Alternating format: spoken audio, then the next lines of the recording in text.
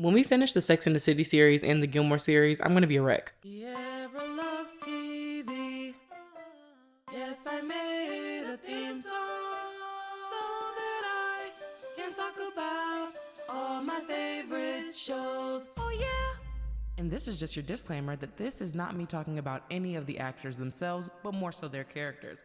Please do not attack me in the comments. Everyone is entitled to their own opinion, even those who disagree with me. But let's keep it friendly. All right, let's get started with the show. Lately, I have been posting so much on my community tab. I treat it like it's my Twitter. To those of you that are victims of my constant post, feel free to turn your notifications off if they're on. I'll just be talking. But for those of you that actually enjoy that, like, I'm enjoying it too, honestly, because it's making me feel like I'm getting a lot closer to you guys. It's always so nice to see like how much we all relate to each other. And I just find it funny because I'm like, how did we all just like find each other? It's nice to be able to connect with people that are into the same things I am. But today we are going to be talking about season 6 of Sex and the City. This is part 2. If you did not see part 1, please check it out. In episode 6, Miranda is missing time with Brady, who begins to favor Magda. Carrie is fighting with Berger and put on jury duty. Charlotte tries to begin moving on by dating the son of the women in her temple. I was literally just discussing with someone why I shouldn't be put on jury duty. It's a beautiful day, Your Highness. I disagree with Samantha. Not every relationship is without a little trouble here and there. Fern and Miranda's job is an asshole. I hate when people try to micromanage and then make it seem like if you're not a perfect employee, then it means you're not fit for your job. Big is in this episode. He calls Carrie kid again, which that's one of my favorite things. Honestly, like, I don't know if I'm a Carrie and Big shipper, honestly. I don't want to commit to that, but that's one of my favorite things that he does. I'm trying to figure out why Miranda was working over 50 hours a week. Like, because there are 120 hours in a 5-day week. Do y'all hear me? 120 hours. She's been working over 50 hours. In 2 days alone, she's already hit 100 hours. In a regular work week. Okay, I'm sorry. When Charlotte and Harry reunited, I cried. Harry proposed. We won! We won! Berger and Carrie sleep together one last time, and then Berger breaks up with Carrie via post-it note. I'm not gonna lie, Carrie throwing the flowers low-key was kind of therapeutic for me. In episode 7, Charlotte is engaged. Carrie's fresh off the Berger breakup, and Samantha begins to develop feelings for Smith. The girls go to bed, a restaurant. Can someone explain to me why, if you're not living with someone, it's a big deal to not break up with them in person? I've just never understood what could be gained from breaking up face-to-face. Like, how can you romanticize a breakup? You're breaking up.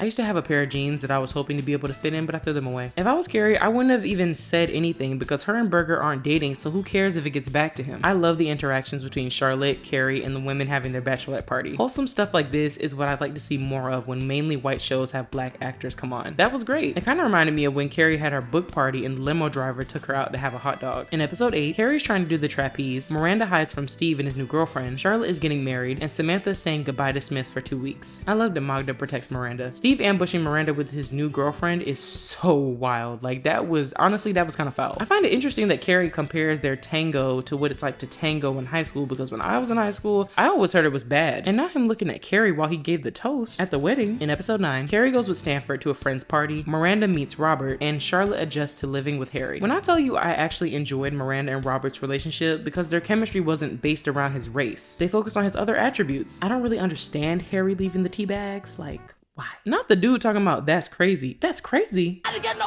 sleep because of y'all. Y'all not gonna get no sleep because of me. I agree with Samantha. Carrie's friends should definitely be more caring about someone's things getting stolen, but also if I was Carrie, like, I wouldn't have bought expensive shoes and brought them there. Then again, Carrie didn't know she was gonna have to take her shoes off. I don't know, I see both sides. Anybody who knows Carrie knows how serious she is about her shoes. I don't know why she was trying to act like Carrie was just gonna forget about them shoes. She was not forgetting about anything. I knew the moment that the shoes got lost, I knew that was gonna be what this whole episode was about. Not gonna lie, if I was Samantha and I didn't see the scene with Harry and the tea bags, I would have thought that's what she was talking about too. I love that the writers in this season actually seemed like they were trying to evolve with the representation for a black male interest. I love it. It feels genuine. I like how none of the attraction is about him being black. They knocked this one out of the park because it felt natural. Not I'll give you 200. Not I'll give you 200. Is she insane? She literally just told you the price, and instead of just not doing it all together or just not offering to pay, she says she's gonna give her half. I don't know, people may disagree, but I feel like she should have never offered, especially she already knew what kind of shoes they were and how much they typically cost. And then to make it seem like just because Carrie doesn't have kids, she's empty and soulless and doesn't have a life. I'm more in the Charlotte area with kids where I want them, but also it's not right to shame those that don't want them just because you do. I agree, they're just shoes, but this is something that's important to Carrie. And again, if you're her friend, like you say you are, you know that she can't go 2 seconds without mentioning her shoes. She just should have never even mentioned paying for the shoes. As Kierra states later, they've been friends for a very long time, so shaming her for wanting her shoes back and for being childless is ridiculous. I understand wanting to be free, but butt on the counter is crazy. Butt on the counter is insane. I forget that at one point, kids weren't just allowed in restaurants. Low-key, Seamus, he kind of ate that. He kind of ate that because she shouldn't have gone over there to the table. I always say this, but the world would be a much better place if everybody could just mind their business. I was incredibly shocked that she actually got Carrie the shoes. And they are a very nice pair of shoes though. In episode 10, Miranda is seeing Robert. Carrie dates her high school sweetheart and Samantha is trying to get into a pool nearby. I may not agree with Anthony most of the time, but he actually used the correct term for once for the first time in this show. I feel like Anthony is like the Samantha of Charlotte's world. I don't understand why anyone cares about who someone was with in the past. So he was an escort. Who cares? I don't get why you have to announce stuff like that to people, but I'm glad they end up making up. In episode 11, Kierra assists Big after his heart surgery. Samantha faces her commitment issues. Miranda meets Debbie, Steve's girlfriend, and Charlotte is trying to get pregnant again. Big tells Kierra that he's having an angioplasty. Not Steve just coming in. Not them deciding that they're together mid-nosebleed. Not Miranda being petty talking about for the Knicks. And not Bobby trying to name the baby after Judy Garland and Barbara Streisand. You are not slick, mister. Not gonna lie. Debbie's pretty. Big calls Carrie kid again in this episode. I hate that when Big wakes up, he doesn't acknowledge what he said to Carrie. He returns to how he was before. But I love that Carrie chose herself. Steve and Miranda have this moment where they're so close to saying they love each other. If they don't just kiss already. In the season finale, episode 12, we enter the worst part of Sex and the City. I mean, for me, it's the worst. Carrie meets the Russian. I'm not really gonna speak on Carrie and the Russian or what they're doing because I really, honestly, full disclosure, honestly, I don't care.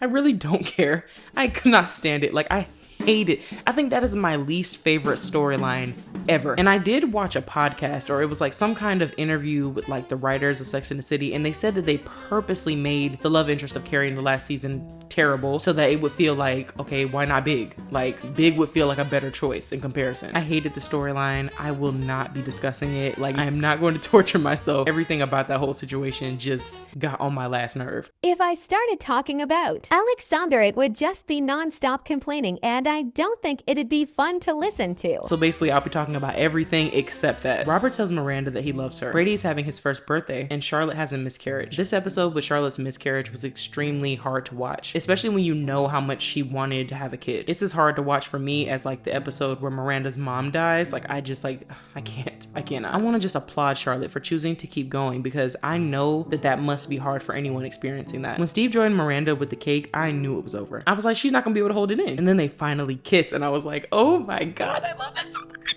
I literally love them so much. Like, I don't think people understand. I love them so much. And then not Magda knowing something happened between them. I am literally smiling recording this.